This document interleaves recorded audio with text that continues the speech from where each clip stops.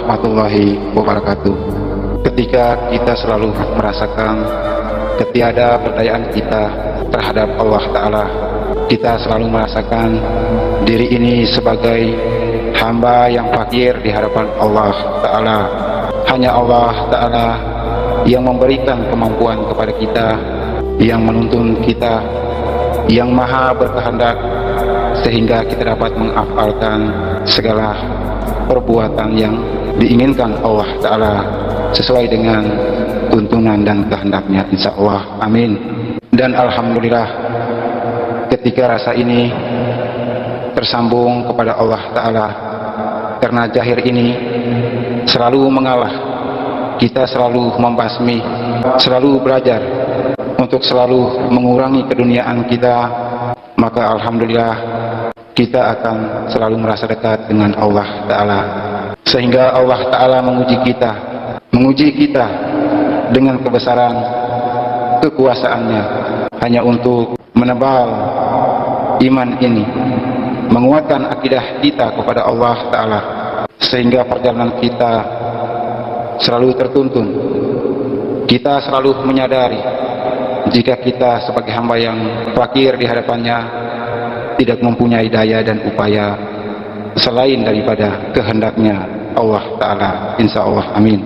Karena kita memperbiasakan diri untuk selalu bersandar kepada Allah Ta'ala, maka Allah Ta'ala akan membuktikan kekuasaan dan kebesarannya untuk kita jadikan sebagai renungan buat diri ini, agar kita semakin merendah berjalan di atas muka bumi ini penuh dengan kehambaan terhadap Allah Ta'ala, agar jasad ini selalu fana, agar rasa ini selalu hidup dan tersambung kepada Allah Ta'ala. Amin. Allah Ta'ala telah membuktikan kebesarannya melalui apa yang telah dialami. Jika kita selalu memperbiasakan diri untuk selalu menghidupkan rasa ini kepada Allah Ta'ala, insya Allah meskipun ada godaan yang ingin menguji tingkat ataukah makom ilmu perjalanan jiwa ini, maka Allah Ta'ala akan memberikan tanda-tanda ataukah memberi bukti kepada kita, agar insya Allah kita dapat mengetahui apa yang kita amalkan sebagai sandaran kita kepada Allah Ta'ala, insya Allah itu sudah benar. Jika ada yang tidak menyukai kita, menguji ilmunya kepada kita, Allah Ta'ala akan menghidupkan rasa kita. Karena rasa cinta kita kepada Allah Ta'ala, maka kolbi kita akan hidup. Yang berkuasa hanyalah Allah Ta'ala. Kolbi kita akan bergetar dan berzikir, sehingga dapat membatasi, melindungi kita daripada niat ataukah godaan yang akan membatasi kita terhadap Allah Ta'ala. Sehingga ketika jiwa mulai mengambil alih, akan terasa ringanlah tubuh kasar ini, menjadi ringanlah tubuh kasar ini. Ketika jiwa ini mulai mengajarkan tubuh kasar kita ini tentang kebaikan, maka terasa lemaslah tubuh kasar ini, menjadi haluslah nafas itu. Jiwa kita, nafas kita telah terselimuti oleh nur Allah Ta'ala. Mulailah kita merasakan berbagai macam kegaiban ataukah sensasi yang kita alami melalui tubuh kasar ini. Allah Ta'ala akan membuka tirai hijab, sehingga insya Allah kita dapat melihat kebesaran dan keagungannya, baik dalam sholat ataukah tafakur, begitu pun juga dalam tidur kita. Rasa tidak pernah berbohong ketika dia mengalaminya. Berbeda dengan pikiran dan akal ini. Nur yang berwarna putih, dialah tuntunan untuk diri ini, dan dialah akan menuntun kita menuju kehadirat Allah Ta'ala. Cahaya bening, tipis dan halus. Terkadang kita bertemu dia dalam berupa cahaya, namun terkadang kita bertemu dia dalam berupa wujud jiwa, tetapi diliputi oleh nur. Itulah guru sejati kita. Berakidah karena Allah Ta'ala, maka insya Allah Allah Ta'ala akan memuliakan kita. Itulah manfaat ketika rasa kita telah hidup dan bersinar. Semua tirai hijab akan dibukakan Allah Ta'ala, sehingga kita dapat melihat dan mengagungkan. Semakin jiwa ini berjalan jauh, maka insya Allah semakin kita bersandar dan pasrahkan kepada Allah Ta'ala. Di saat lemah itulah jiwa ini akan berperan. Di saat ketidakberdayaan jasad inilah jiwa ini akan aktif.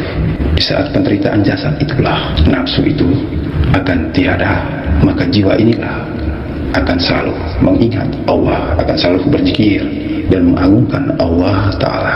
Sebagaimana ketika kita melaksanakan puasa, disitulah nafsu bumi ini berkurang, maka kolbi kita akan hidup dan berzikir, bersandar kepada Allah Ta'ala.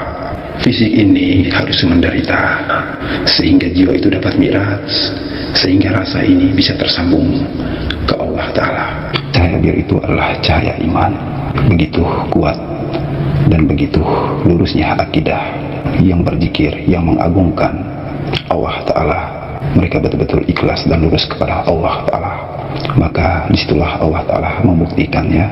Dan cahaya biru tersebut pun adalah merupakan gambaran jika hamba itu dia kuat dan dia lebih banyak mengamalkan zikir hatinya, zikir kolbinya, sehingga insya Allah hatinya bersih dan terhindar daripada hawa bumi. Dia hanya lurus kepada Allah Ta'ala. Cahaya yang berwarna hijau itu adalah cahaya untuk melindungi jasad kita, karena hamba itu telah banyak mengamalkan zikir secara jahir. Dia berzikir dengan mengeluarkan suaranya dan dia khusyuk kepada Allah Ta'ala, maka Allah akan menurunkan cahaya daripada apa yang dia amalkan. Itulah yang berwarna hijau, akan melindungi jasadnya. Ada perubahan zikir di saat kita lagi khusyuk mengamalkan, itu adalah merupakan bimbingan daripada jiwa kita. Awal mula kita mengamalkan zikir tersebut, di suatu pertengahan jalan zikir itu akan berubah, tetap kita ikuti tanpa kita mengkaji. Semua zikir dia tidak ingin mengamalkannya, itu pun kita harus ikuti. Nah, tidak boleh kita mengkaji dan menganalisa, maka jiwa kita akan terhalang. Jadi itulah perjalanan jiwa ini.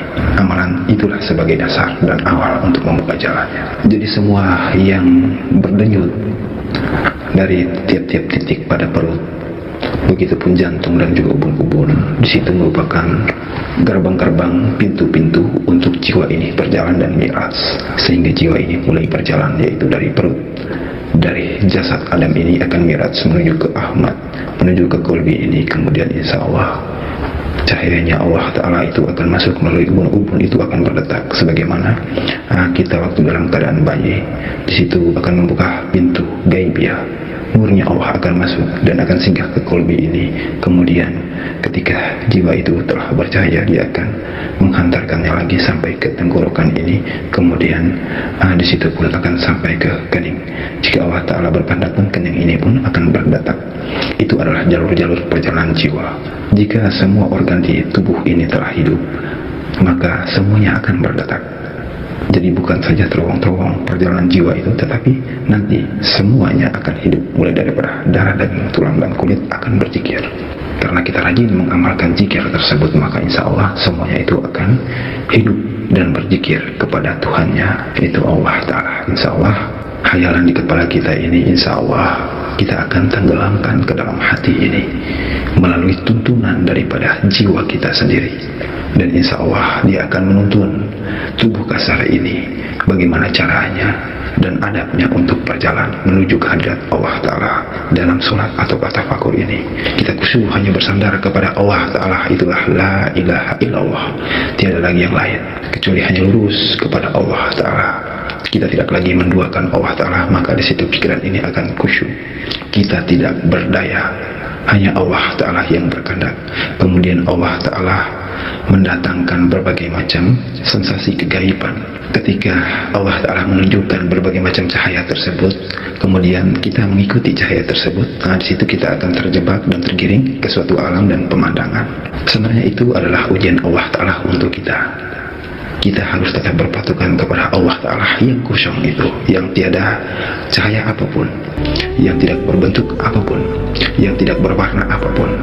Ketika kita masih sadar jasad, maka tidak akan terjadi kegaiban. Kita melihat seperti percikan cahaya. Di situ membuktikan akan terbukanya tirai gaib ini. Itu hanya merupakan kebesaran Allah Ta'ala yang Allah Ta'ala ingin menunjukkan kepada kita. Dia ingin membuktikan sesungguhnya benar dia telah menciptakan seluruh alam, bukan cuma bumi, tetap dia ingin kita ketahui tentang kebesarannya, kemahakuasaannya.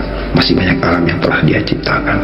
Jadi setiap perjalanan mimpi, baik dalam tidur maupun dalam sholat atau tafakur, perlulah kita sawasangkah yang baik kepada Allah Ta'ala. Karena terkadang yang datang itu buruk, belum tentu itu buruk, tetapi itu adalah yang baik. Dan begitu juga sebaliknya.